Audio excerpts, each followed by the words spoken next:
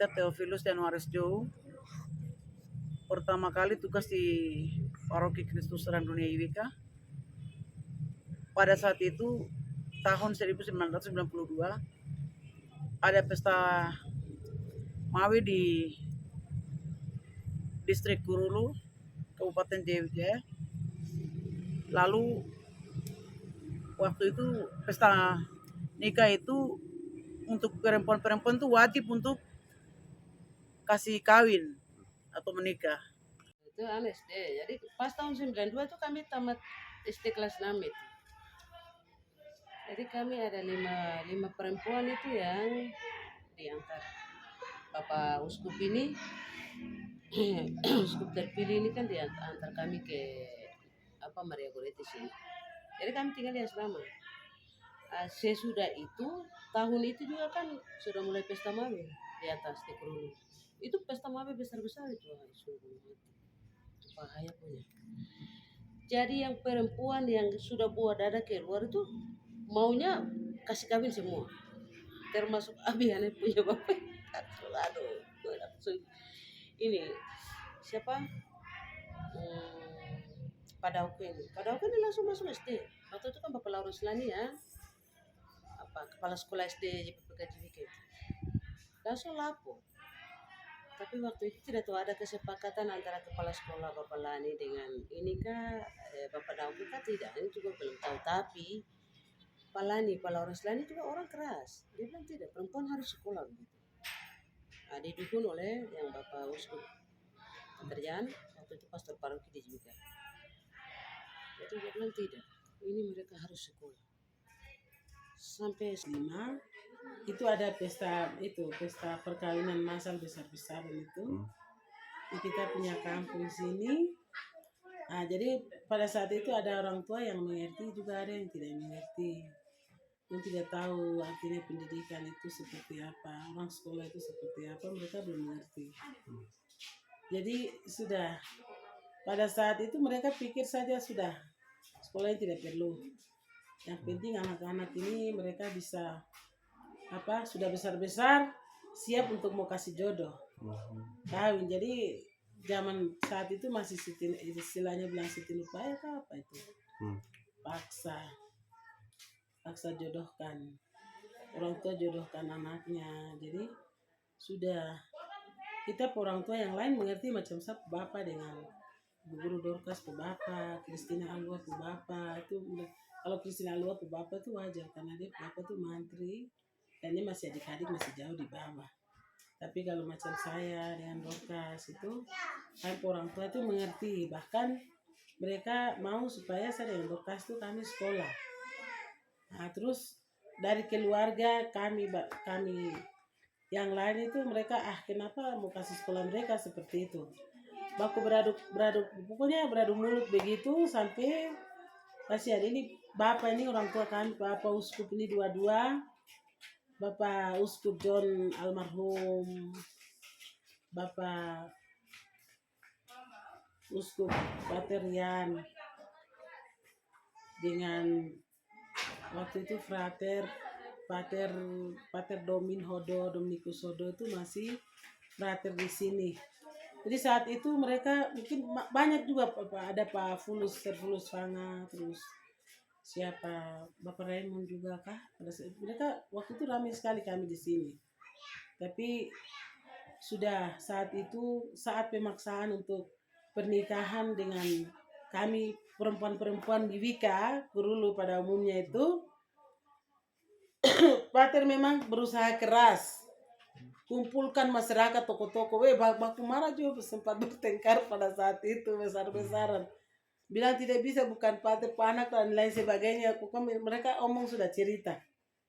Tapi luar biasa itu perjuangan Pater, Bapak Uskup, Bapak John dan Bapak Yan.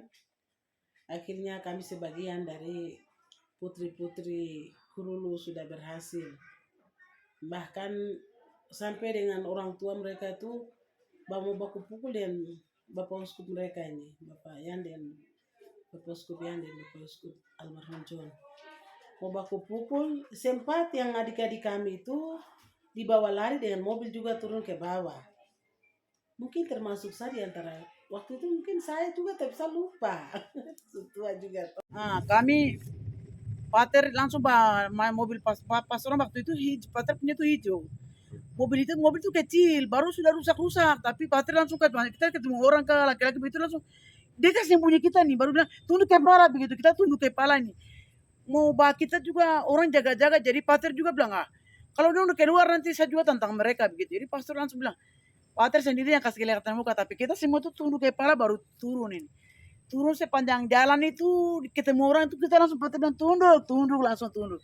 Jadi orang pikir di pater mungkin ada bahasa apakah begitu, padahal ini malam. Kalau mungkin sore kah begitu mungkin sudah baku melawan dengan pater dan mungkin baku pukul juga apa dengan ini kepala suku. Tapi karena malam tuh papi malam sekitar jam 8 atau jam 9 itu dia bawa turun kami itu. Dan itu ada PT Wamabu, tapi Wamabu dia macam-macam. Pater bilang Wamabu ini Wamabu itu Bapak Markus yang dulu mantan BMP. Jadi BMP istilahnya dulu kan BMP, kalau sekarang kan DPP itu. Jadi Wamabu, kau berani-berani mau bawa anak ini, kau jaminan dan itu biar bagaimanapun kau orang ada juga tapi Wamabu kau cari jaminan karena sebagai ketua DPP. Pasti ancam dia lagi, tidak boleh. Ya sudah dia jaga pastoran, kita pater turun. Sampai waktu itu kan kita suster Matilda. Suster bilang, pater ini kenapa malam-malam ini? Aduh suster, ini karena situasi saya turun mereka begitu. Jadi mulainya dari angkatannya saya ini. Saya, Ibu Titiana, Milka Mabel, Tracy Alua, pas kalian Alua yang Bapak Menriku Anak, terus Julita Heluka, mulai dari kami. Habis itu di belakangnya Dorcas, Adriana, Nani, terus Suana Mabel, lalu siapa lagi ya waktu itu? Kami mungkin sekitar 20 itu. 20 perempuan yang, tapi kami yang 5 itu tidak ada masalah. Memang karena sebelum pesta Mabel itu kami sudah memang sekolahkan di SMP Misi, SMP PK. Sedangkan yang dari belakang mulai tahun 92 itu banyak perempuan. Mungkin sekitar 15 anak. Yang sebelum pesta Mawar 92 yang 5 orang itu Pater Jan juga uskup terpilih juga ikut berperan untuk Iya. Jadi kami 5 yang tamat dari SD Santo Thomas itu, Santo Matius itu Bapak yang antar kami. Kan orang tua minta untuk sekolahnya di Jiwika. Tapi Pater Jan bilang tidak. Mereka yang nilai bagus ini, terus yang perempuan ini waktu itu sebelum kami masuk Maria Goretti itu kami sudah memang diasramakan di istilahnya Honai Sekolah. Rumah Honai Sekolah itu samping kepala sekolah Pak Laurens Lani punya rumah. Jadi ada Honai 1. Kami selama 6 bulan dididik di situ loh, di bawah pengawasan Bapak Uskup terpilih dengan Frater Domi Hudo. Kami masih di bawah pimpinannya. Waktu itu kakak Gaspar TKG yang Pater Puponakan itu kan masih sama-sama. Jadi kami masih di situ. Yang sekarang susteran itu kan dulu pastoran. Terus yang susteran bagian atas yang sekarang Pak Soleh tinggal itu kan dulu Sili yang tinggal.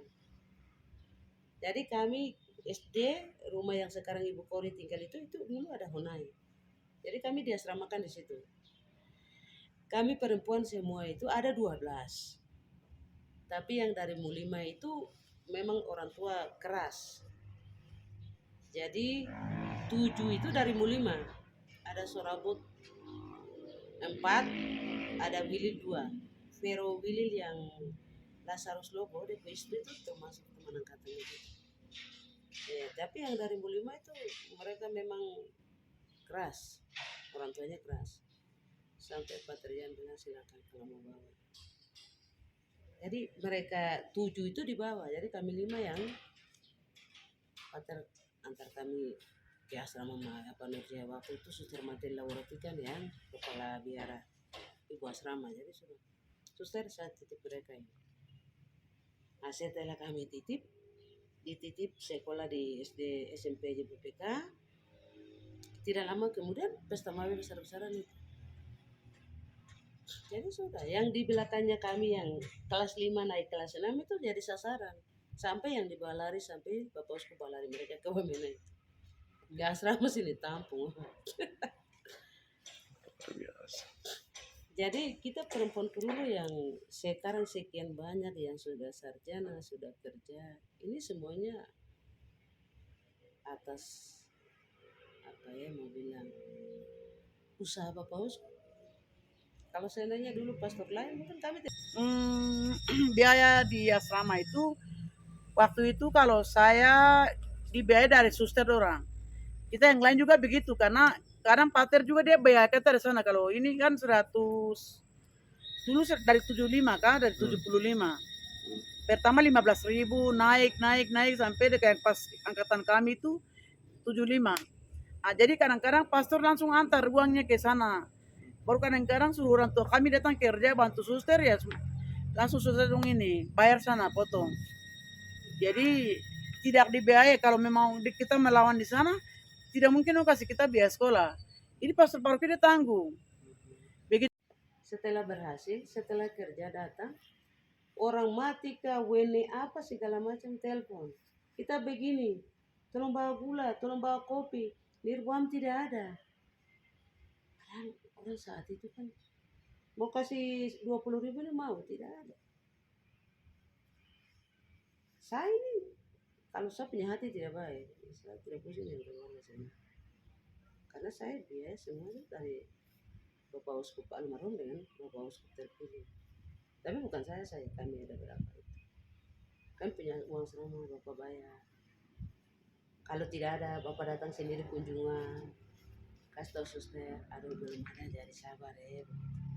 Mungkin saya pikir, sekarang baru saya pikir, oh mungkin ini Bapak Uskup terpilih untuk biaya kita punya asrama dan lain-lain. Ini bayar uang sekolah ini. Waktu itu Bapak minta sumbangan ke keluarga kah? Sampai bisa biaya kami.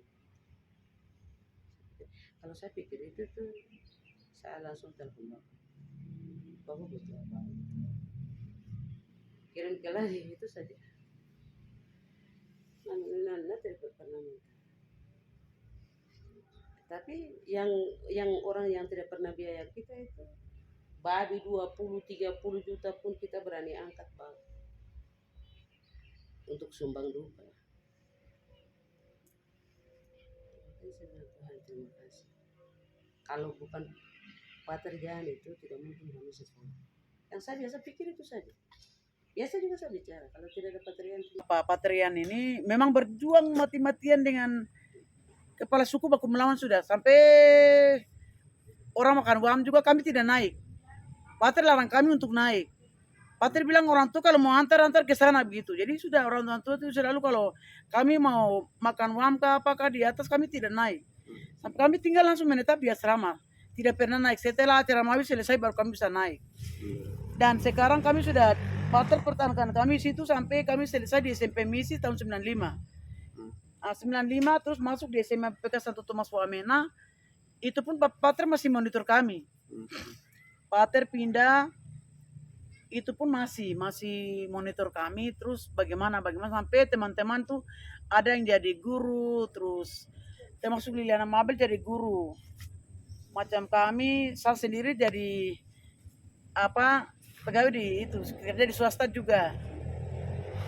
Saya pendamping di sini tidak dipegang tapi saya pendamping di distrik terus teman kami Abiana Mabel itu ternyata dia jadi berkuliah di Uncen lalu dia selesai sekarang dia jadi gelarnya esos dia kerja di Manteng pegawai juga. Terus Ibu Nani Dabi Dorcas Dabi ini sampai kerja di Pemda Wamena sampai sekarang di PU Wamena dia selesai juga. Semua teman-teman yang kami dulu sama-sama itu Milka Mabel terus itu kepala pemberdayaan perempuan di Pegunungan Bintang. Resia Alua dia selesai juga sama-sama tapi dia tidak kerja. Yulita Hiluka di Puncak Ilaga dia kerja di sana. Pokoknya semua teman-teman yang waktu itu kami sekitar ada 15 orang itu semua berhasil. Semua sarjana. Semua sudah sarjana. Dan Ibu Nani Dabi jadi kepala sekolah di SMA Kurulu. Distrik Kurulu, SMA Negeri 1, Negeri 2 Kurulu. Jadi semua tuh sukses. Negeri 1. Semua jadi sarjana nih, bukan putus sampai di SMA, tidak. Kami semua sarjana. Kami bangga itu, perempuan-perempuan Kurulu. Kami banyak yang jadi sarjana. Kalau ibu sendiri sekarang sebagai apa? Saya sendiri sekarang sudah jadi kepala sekolah di kampung sendiri, SMA Negeri Kurulu di Kasih, Jawa Kampung. Karena pastor paroki tidak ada, kosong toh. Tahun 99 itu kan sempat posisi pastor paroki kosong. Jadi suster Krisisia yang jadi pastor paroki. PMP-nya kan Bapak Markus. Jadi pembantu pastornya suster Berawati, suster Krisisia yang Teodora ini. Aduh, jadi anak perempuan, jadi mau bergerak apa? Kan tidak bisa. Terpaksa tahun 99 itu banyak adik-adik yang korban. Sampai yang mungkin berhasil itu waktu masanya Bapak Uskup terpilih, yang semua sarjana, semua sudah kerja, sampai ada yang tugas di Ilaga sana, ada yang Julita Hilupa itu kan dia ada di Ilaga sana, sedangkan Tresia yang putus kuliah. Milka kan sekarang kepala, kalau tidak salah kepala distrik atau kepala di dinas atau bidang di Oksibil tuh, di dinas pendidikan. Itu sudah jadi orang begitu, orang politik yang kuat. Baru sekarang di sekolah lagi kembali ke Santo Tomas. Itu angkatannya kita, Dorcas. Sudah di SMP, ibu kepala sekolah Kurulu. Terus yang sekarang Ibu Dewan ini kan angkatannya yang tahun 99 itu. Tapi dia berhasil lari dari itu ancaman orang tua. Dan mereka berhasil. Tapi yang waktu suster yang jadi pastor paroki ini memang tidak bisa bergerak karena dia juga perempuan. Jadi bukan berarti kita remehkan perempuan itu macam apa, tapi ya mau buat apa kalau memang kepala suku bertindak seperti begitu kan, mau bilang apa. Nah, dan waktu itu kan sempat mereka juga kan sampai pisah juga tuh. Dari Jiwika dan satu kuma kan pisah juga.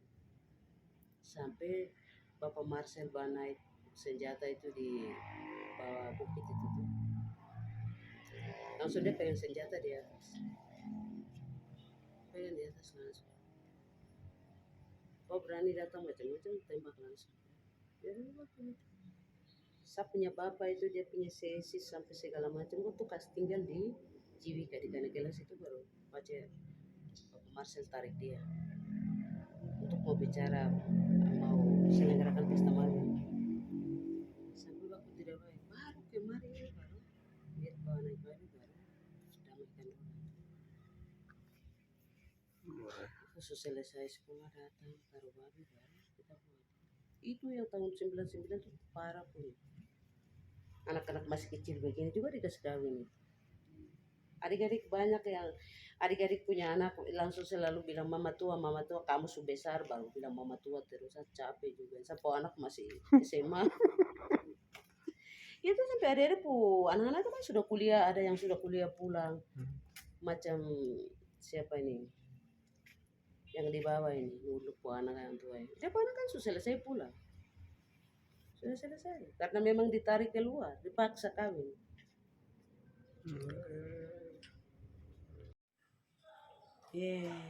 Bapak sudah jadi uskup luar biasa. Mungkin menurut saya, kalau saya mau bilang nih, Bapak pernah datang kerja di tempat ini. Tempat ini tuh tempat tidak sembarangan. Bapak waktu itu kerja di sini, melayani umat di sini. Nah, jadi pada saat itu kami berharapan juga kita untuk Bapak mereka ini nanti ke depan seperti apa. Mudah-mudahan apa yang mereka harapkan itu bisa tercapai seperti itu, sehingga kami bangga sekali sebagai anaknya yang pernah diperjuangkan untuk nasib lebih baik lagi, menjadi manusia yang baik. Akhirnya kami merasa macam senang, bahagia, terharu. Harapan saya, mungkin saya pribadi kalau menurut saya pribadi